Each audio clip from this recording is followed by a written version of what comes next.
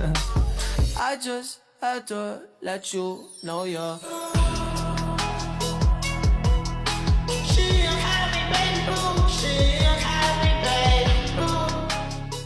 Assalamualaikum warahmatullahi wabarakatuh. Kami dari kelompok 2 yang beranggotakan saya sendiri, Ja'far Lana Yusuf, dan rekan saya Leni Andriani dan juga Atrika Novriani.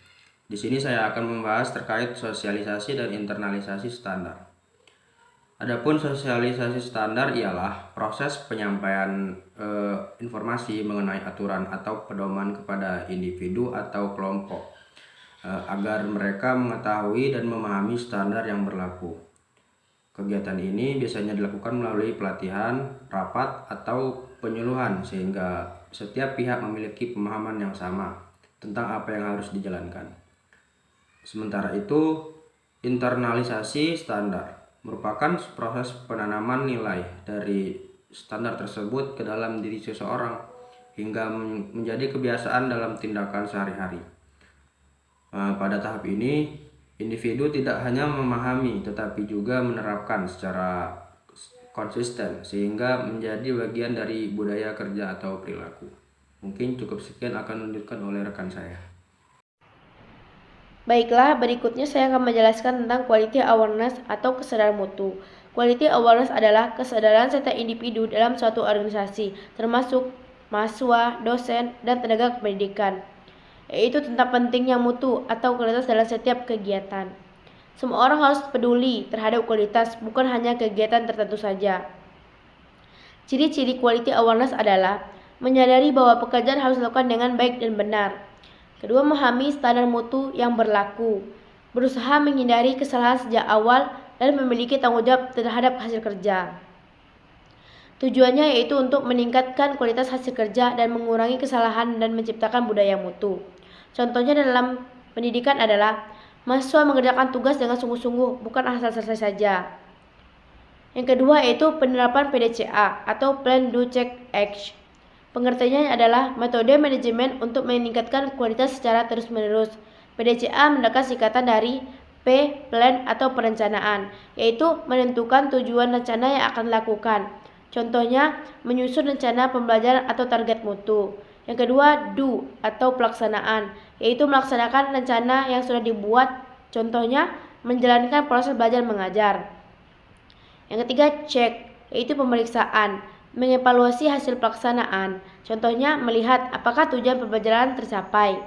Yang terakhir yaitu A, action, tidak lanjut, yaitu melakukan perbaikan berdasarkan hasil evaluasi. Contohnya, memperbaiki metode mengajar jika harus efektif.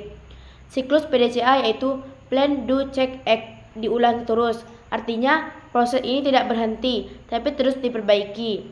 Tujuan PDCA yaitu meningkatkan kualitas secara berkelanjutan, memperbaiki kesalahan, membuat proses lebih efektif dan efisien.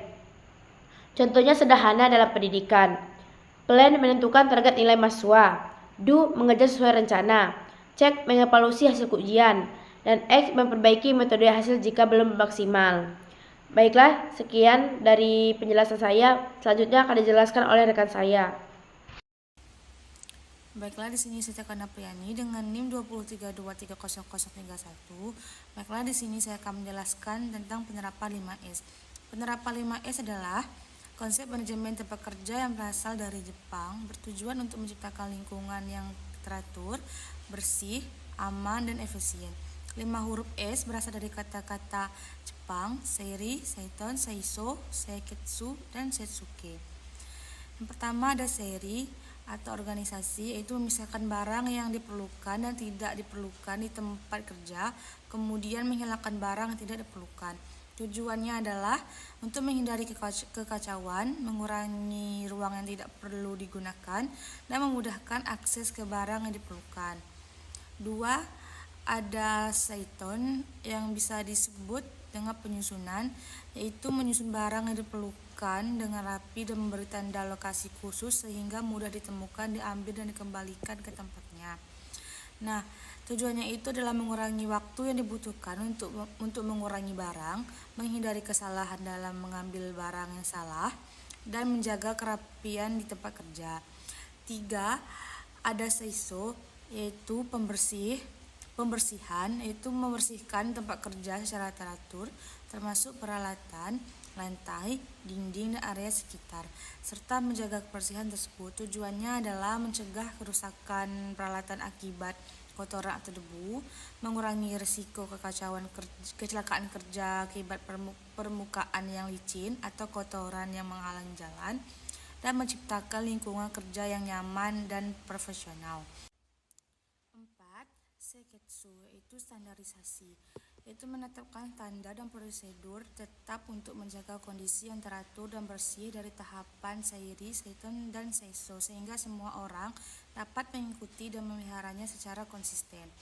Nah, tujuannya itu adalah memastikan konsistensi dalam penerapan 5S di seluruh organisasi, menghindari kembalinya kondisi yang tidak teratur atau tidak bersih, dan memudahkan pemantauan serta evaluasi pelaksanaan 5S. 5. Setsuke atau disiplin. 5. Setsuke atau disiplin yaitu membiasakan dan menjaga penerapan keempatan tahapan sebelumnya secara terus-menerus, serta mengembangkan budaya kerja yang menunjung tinggi ketertiban dan kebersihan. Nah, tujuannya itu adalah menjadikan 5S sebagai bagian dari budaya organisasi yang tidak perlu diperingatkan lagi terus-menerus, serta memastikan bahwa manfaat dari penerapan 5S dapat dirasakan dalam jangka panjang. Setelah hanya itu penjelasan dari saya akhiri dengan Assalamualaikum warahmatullahi wabarakatuh. Dadah.